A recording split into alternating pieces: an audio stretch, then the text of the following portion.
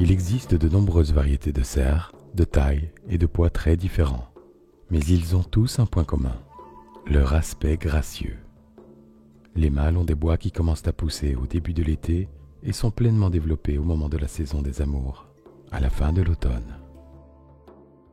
Ils perdent leur bois chaque année, en janvier et février, avant la naissance des petits au printemps.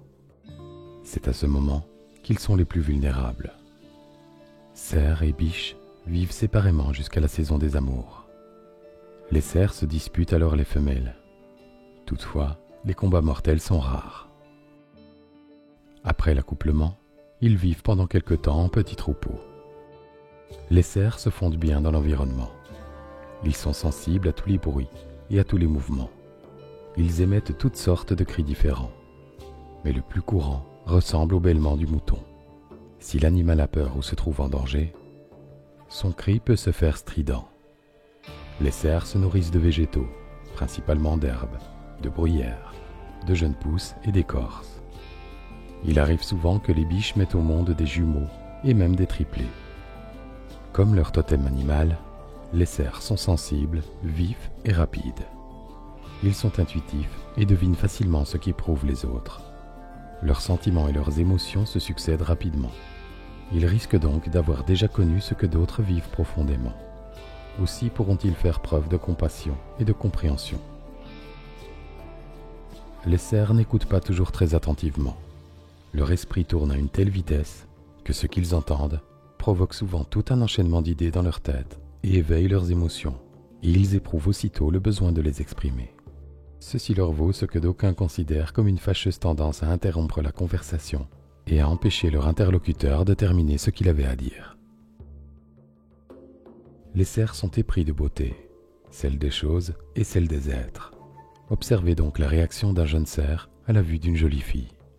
Mais ce n'est pas toujours la beauté extérieure qui les attire. Ils savent discerner la beauté qui se dissimule derrière un visage. Ils ont le don d'embellir les choses les plus ordinaires. Ce besoin de manifester la beauté s'exprime non seulement sur le plan physique, mais aussi sur celui des émotions. Et ils sont capables d'obtenir de ceux qui les entourent le meilleur d'eux-mêmes. Comme leur animal totem, les cerfs aiment la compagnie de ceux de leur sexe et sont disposés à partager ce qu'ils ont en commun. De telles relations sont souvent plus durables que les relations avec le sexe opposé, qui peuvent s'avérer difficiles à stabiliser. De même que le cerf bondit d'un endroit à l'autre, les cerfs sautent fréquemment d'une idée ou d'une situation à l'autre. Et faute de pouvoir se concentrer sur une chose à la fois, leur emprise se solde souvent par des échecs. Leur nature a un côté sauvage, incontrôlable, ce qui leur vaut parfois d'être incompris, aussi bien des autres que d'eux-mêmes. Un des buts de leur vie, c'est d'apprendre la valeur de la discipline, de la cohérence et de la persévérance. Ils ont du mal à évaluer le temps et l'énergie à dépenser, si bien que leur vie n'est pas organisée d'une manière pleinement efficace.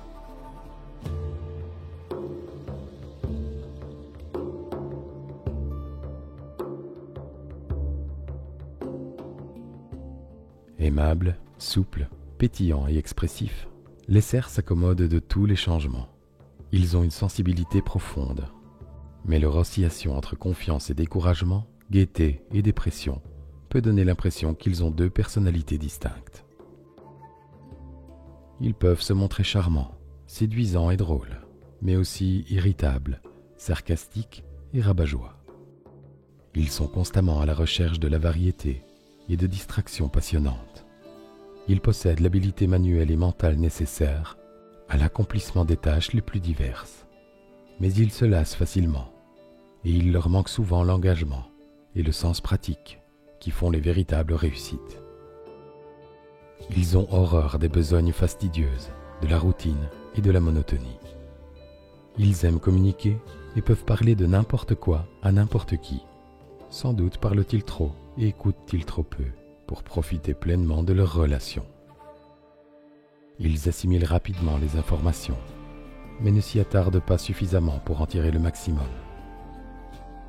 Ils ont tendance à porter des jugements hâtifs avant de connaître tous les faits essentiels. Les cerfs ont besoin d'une intense activité mentale, sinon ils sombrent vite dans l'ennui. Ils vivent dans un univers d'idées et aiment s'attaquer aux difficultés d'ordre mental. Souvent, ils veulent en faire plus qu'ils ne peuvent, ce qui les prédispose à l'épuisement nerveux. Ils changent de travail comme de chemise. En fait, ce sont des cumulards nés. Ils arrondissent leur fin de mois avec un ou deux petits emplois secondaires. La ponctualité n'est pas leur fort, et ce n'est pas toujours par manque d'organisation. Cela semble parfois faire partie de l'ordre des choses.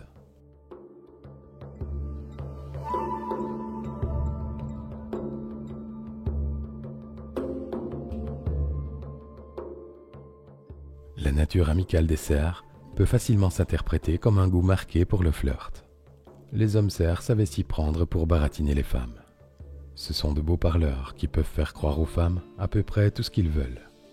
Et celles-ci, fascinées par leur charme, risquent fort de succomber. Les femmes cerfs sont elles aussi douées pour la conversation. Dans leur bon jour, elles sont pleines d'esprit, amusantes, séduisantes.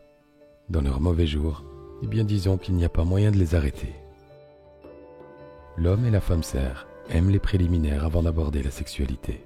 Ensuite, ils se livreront à une performance presque comparable à leur agilité verbale et mentale. Ils ont tendance à parler même quand ils font l'amour.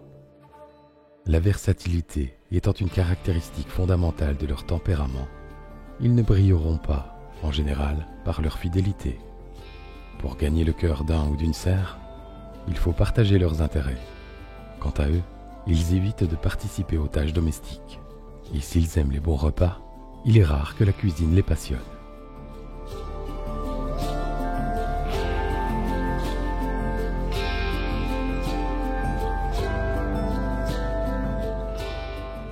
Les natifs de la floraison ont un mental si actif qu'ils ont tendance à se coucher tard et dorment rarement suffisamment.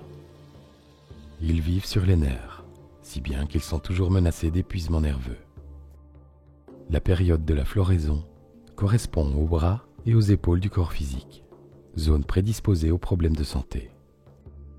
Les organes les plus vulnérables sont les poumons et les bronches. Il faut donc veiller à ce que rhume et grippe ne se transforment en bronchite et pneumonie. D'autres problèmes de santé pourraient venir du foie et de toxines accumulées dans l'organisme.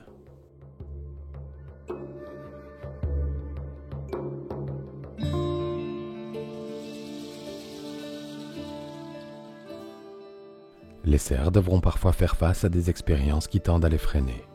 Ce seront apparemment des revers et des situations contraignantes. Le but de tels traumatismes est de freiner les cerfs, parce qu'ils veulent toujours aller beaucoup trop vite. Ils doivent considérer de telles situations comme une bénédiction, car elles leur fournissent l'occasion de marquer un temps d'arrêt, d'envisager les conséquences et les choix possibles. Elles permettent de souffler, de reprendre l'équilibre et d'affronter les problèmes vraiment importants. Les cerfs doivent développer leur pouvoir de concentration, acquérir stabilité et endurance. Ils doivent éviter l'agitation, la dissipation de leurs énergies en vaines tentatives et aussi s'opposer à leur nature changeante et ingrate.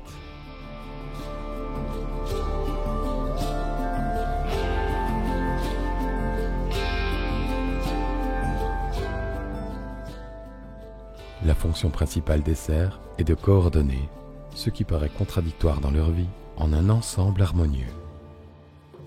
Leur chemin de vie les amène à reconnaître que pour trouver leur équilibre, ils doivent harmoniser en eux intellect et intuition, raison et émotion, conscient et subconscient. Leur travail consiste à éliminer les divisions qu'ils découvrent en eux. Les cerfs font preuve d'une grande curiosité, ce qui semble les entraîner sur la voie des nouvelles expériences et du changement continuel. Le but spirituel de la curiosité est de parvenir à la connaissance et celle-ci, pour être valable, doit être appliquée. Les cerfs obtiennent un résultat concret quand ils se rendent compte que la connaissance acquise par l'expérience doit servir à faire des choix précis. C'est quand ils préfèrent ce qui est vraiment valable à ce qui est transitoire et sans grand intérêt, quand ils persévèrent jusqu'à l'obtention des fruits, que les cerfs obtiennent la consécration de leurs efforts.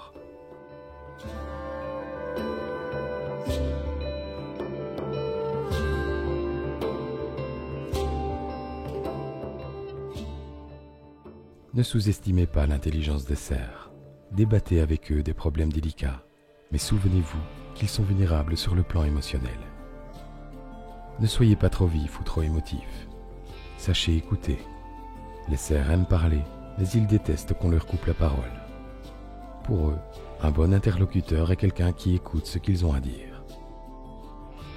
Les cerfs aiment la variété et détestent la routine.